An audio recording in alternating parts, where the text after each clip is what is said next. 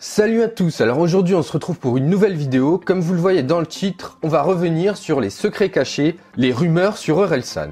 Mais avant de commencer la vidéo, surtout n'hésitez pas à exploser la barre de like et restez bien jusqu'à la fin de la vidéo, j'ai quelque chose de très intéressant à vous dire. Let's go! Avant de rentrer dans le vif du sujet, on va d'abord présenter rapidement Orelsan pour ceux qui ne le connaissent pas. Orelsan, de son vrai nom Aurélien Cotentin, né le 1er août 1982 à Alençon, dans l'Orne, est un rappeur français, également compositeur, acteur et réalisateur. Il se fait connaître sur internet grâce à sa chanson Saint-Valentin, puis perce en 2008 avec la chanson Changement. Son premier album, Perdu d'avance, est publié le 16 février 2009.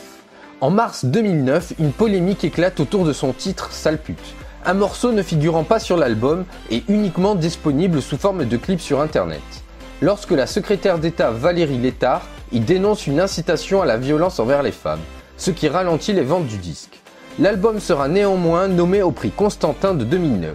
Son deuxième album, Le Chant des Sirènes, est publié le 26 septembre 2011 et est certifié disque de platine. Lors de la 27e cérémonie des Victoires de la musique, le 3 mars 2012, il reçoit la victoire du meilleur album de musique urbaine de l'année et la victoire de la révélation au public de l'année. Voilà, maintenant rentrons dans le cœur de ces rumeurs. Première rumeur, Orelsan serait mort en 2014.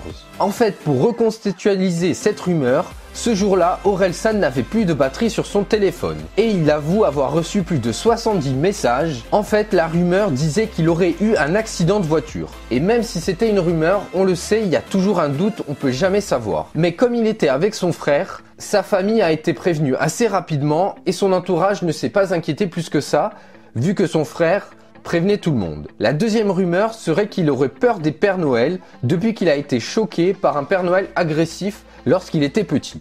En fait, cette rumeur est partiellement vraie parce qu'en fait, il n'a pas peur des Pères Noël mais des clowns. Donc en fait, la rumeur a un petit peu bifurqué mais il a vraiment peur des clowns. Du coup, ça a été un petit peu déformé. La troisième rumeur. Après une soirée, Orelsan se serait réveillé à 10 mètres du périph' sous un arbre complètement pété. Eh bien, cette rumeur est vraie. Elle s'est passée il y a environ une dizaine d'années. Ce n'était pas sur le périph' parisien, mais c'était à Caen. Il sortait de soirée, il était vers 6-7 heures, et il a vu un arbre sur lequel il s'est affaissé pour se reposer quelques minutes. Finalement, il s'est réveillé à 13 heures.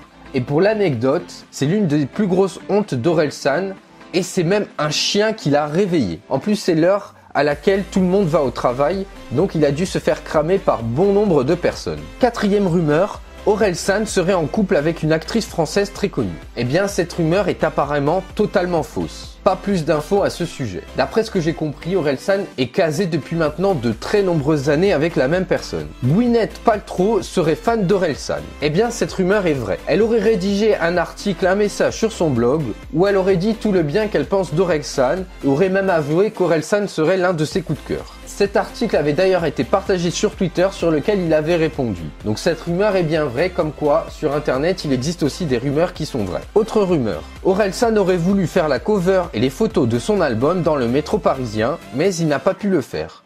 Mais en fait c'est une rumeur qui est vraie. Il n'a pas pu le faire car ça coûtait trop cher, c'était environ 30 000 €. Paris étant victime de son succès, c'est hyper cher et en plus très limité dans le temps. Il faut demander des autorisations, bloquer des parties du métro, etc., etc. Du coup, il a fait le tournage à Toulouse et c'était beaucoup mieux. Il a très bien été accueilli, plein de gens venaient voir son équipe, leur parler, etc. D'ailleurs, il y a des aspects dans son album où on voit des gens, de simples passants du métro toulousain. Mais il y a aussi une partie de son album, notamment toutes les scènes et toutes les photos prises le soir, qui ont été faites avec des figurants. Autre rumeur, depuis qu'Orelsan a fait un feat avec sa grand-mère, c'est devenu une vraie star.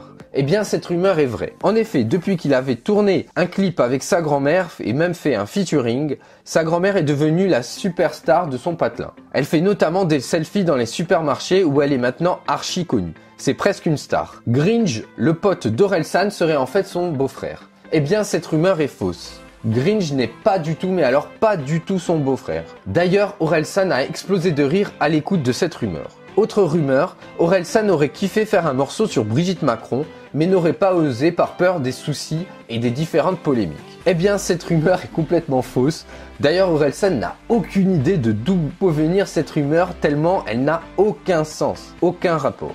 Et puis, dernière rumeur pour finir, Orelsan a fait un feat avec Nekfeu. Ceux qui ont écouté son album le savent. Eh bien, ce featuring devait passer sur l'album de Nekfeu et non sur celui d'Orelsan. Eh bien, vous savez quoi? Cette rumeur, pour terminer, elle est vraie. En fait, ce qui s'est passé, c'est qu'ils ont voulu à la base faire un featuring pour l'album de Nekfeu. Mais ils s'y sont pris trop tard et ils n'ont pas eu le temps. Orelsan aurait mis à environ 3 jours pour faire son couplet. Si derrière on rajoutait le travail de mixage et le temps de finir complètement le morceau, eh bien c'était beaucoup trop court pour arriver jusqu'à la deadline qui était d'environ une semaine. Pour info, le vrai prénom de Nekfeu c'est Ken. Voilà, c'est tout pour cette vidéo, j'espère qu'elle vous aura plu. Surtout n'hésitez pas à exploser la barre de likes, je compte sur vous pour qu'on atteigne les 20 likes avant minuit. 20 likes c'est faisable, je sais que vous pouvez le faire. N'hésitez pas non plus à commenter et à partager la vidéo, ça me ferait très plaisir. Et si vous vous abonnez, surtout n'hésitez pas à activer la cloche de notification. Voilà, sur ce, je vous dis à la prochaine.